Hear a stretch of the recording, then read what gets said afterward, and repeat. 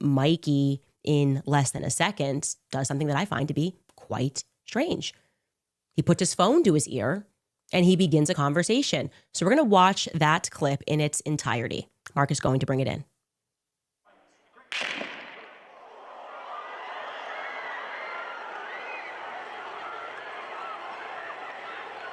That it is exactly 834 milliseconds from the time that you hear the shot. That is how long it takes for Mikey McCoy to put the phone to his ear. Now, why is that precise timing so important? Because there's no dialing. Mikey didn't have time to dial, okay? You can't dial and put your phone to an ear in 0.834 seconds. Yeah, when the clip was brought to my attention, I obviously have a file, a big folder of files of every angle, and I decided to track Mikey from every angle available to see, like, maybe we just missed it, and he did at some point put that phone down, dial a number, speed dial, hold down one. I don't know. Maybe we missed it because that seems automatic, right? 0.834. That seems pretty quick.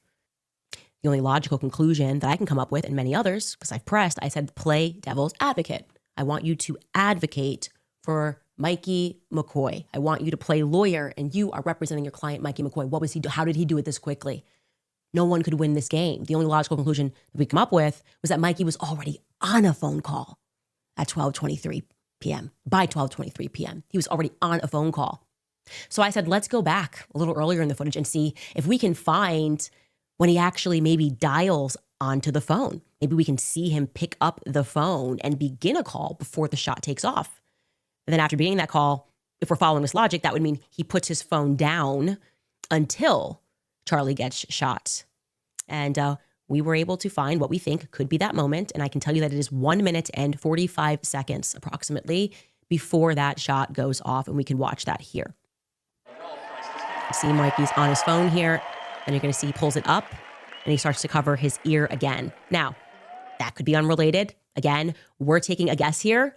That's what made the most sense to us because we couldn't justify it in any other way. And I want to be clear, we're not here to make assumptions, okay? And we wouldn't have to make any assumptions if Turning Point USA could just tell the truth.